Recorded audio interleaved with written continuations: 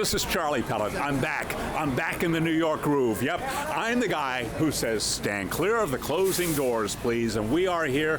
We've rolled out the holiday trains. Lots of people are on the first train that's about to leave 96th Street. But I got 7 words for you, New York.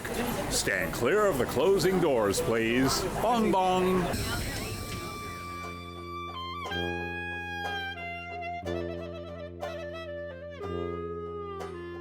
This train, I've done it for about 2 years. 10 years. This is actually my second year doing it. I've been riding this train for 20 years now. This is my 9th time on the train. I've been riding the holiday train since I was a kid. I remember my parents taking me down to see it, I don't even remember when, just probably when I was like 5 or 6. It's a nostalgia train. It goes back in the 30s and 40s. The best thing about this train ride is you get to enjoy the experience and know what it's like to travel back in time. The people, without a doubt, specifically for the holiday train, it is absolutely the people, because you get the costumes, you get the characters, most importantly, you've got the train lovers, and that's why we're here. It's all about New York City train history. I mean, I was the kid who was always, into Thomas and all that, so this just goes along with everything. I'm a big fan of the public transportation system, and this really gives you insight into how the trains were long before I was riding them. Well, I love that everybody's dressed up and they look the part, and there are a lot of creatives here too, which is really fun. Just looking out the front window, seeing all the people dressed up, and all the confused passengers along the way. I love just seeing people's reaction to seeing like this almost 100-year-old train pulling into the station.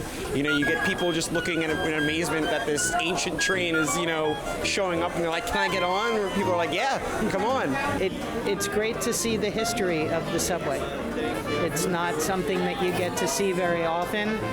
I would say I just don't see things like this a lot in most places, so yeah, it's quite exciting. Something I look forward to every year now.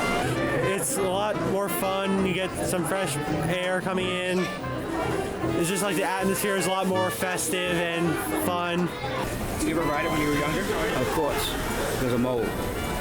They just look ancient, like from World War I or World War II. The colors, the design, it's different. When you go inside, it's different. There's no modern technology.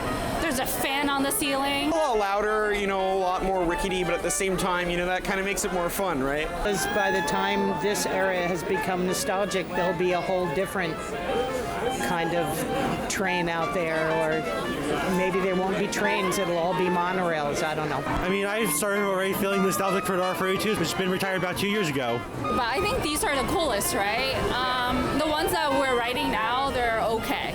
I mean, I went to the Transit Museum the other day and saw R32s in there, and growing up riding the C train, I was always riding those trains, so it's kind of crazy to see trains that I remember riding as a kid, as museum pieces now. So I'm sure that'll keep happening, as we retire more trains. I think each generation of train has its place in history.